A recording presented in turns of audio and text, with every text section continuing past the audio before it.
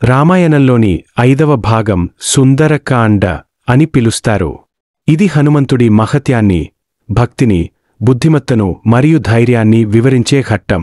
ఈ భాగంలో హనుమంతుడు లంకకు ప్రయాణించి సీతమ్మను కనుగొనడం, రావణునితో జరిగిన సంఘటనలు మరియు హనుమంతుడి సాహసాలను వివరిస్తుంది. సంపాతి ద్వారా సీతమ్మ లంకలో ఉందని తెలుసుకున్న హనుమంతుడు సముద్రాన్ని దాటి లంక చేరడానికి సిద్ధమవుతాడు. జాంబవంతుడు హనుమంతుడికి అతని మహాశక్తులను గుర్తు చేస్తాడు. హనుమంతుడు హిమాన్నను దాటి సముద్రంపై గాల్లో ఎగురుతూ అనేక అవరోధాలను అధిగమించి లంక చేరుకుంటాడు.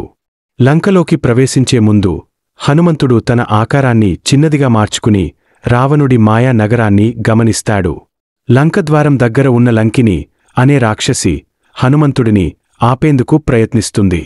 అయితే హనుమంతుడు ఆమెను ఓడించి లంకలోకి చొరబడతాడు. లంకలో అన్వేషణ చేసిన హనుమంతుడు అశోకవనంలో దున్హకిస్తున్న సీతమ్మను కనుగొంటాడు.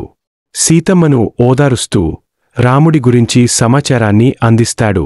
ఆమెకు రాముడి ఉంగరం చూపించి రాముడు త్వరలో రావాలని భరోసా ఇస్తాడు.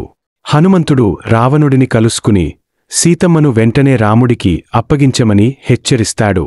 కాని రావణుడు అహంకారంతో హనుమంతుడిని పట్టించుకోడు. కోపంతో హనుమంతుడు రావణుని రాజధానిలో విధ్వంసం సృష్టించి రావణుడి రాక్షసులను ఓడిస్తాడు. రావణుడు హనుమంతుడిని పట్టించి అతని వాలిని నిప్పు పెట్టమని ఆదేశిస్తాడు. కాని హనుమంతుడు తన మహాశక్తితో లంక నగరాన్ని దహనం చేసి తిరిగి రాముని వద్దకు చేరుకుంటాడు. హనుమంతుడు తిరిగి కిష్కిందాకు చేరి రాముడికి సీతమ్మ స్థితిని వివరిస్తాడు. ఈ కాండ రాముడి విజయానికి మార్గాన్ని సిద్ధం చేస్తుంది. తదుపరి యుద్ధకాండలో రాముడు రావణుడిపై యుద్ధానికి సిద్ధమవుతాడు.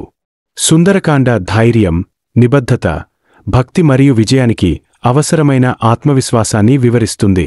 హనుమంతుడి బుద్ధి, శక్తి మరియు భక్తి మానవ జీవితంలో ప్రతికూల పరిస్థితులను అధిగమించడానికి ఆదర్శంగా నిలుస్తాయి. ఈ విశ్లేషణ మీకు ఆసక్తికరంగా అనిపిస్తే మరిన్ని రామాయణ విశ్లేషణల కోసం మా యూట్యూబ్ ఛానల్ ద ఎంజే టెల్స్ని సబ్స్క్రైబ్ చేయండి.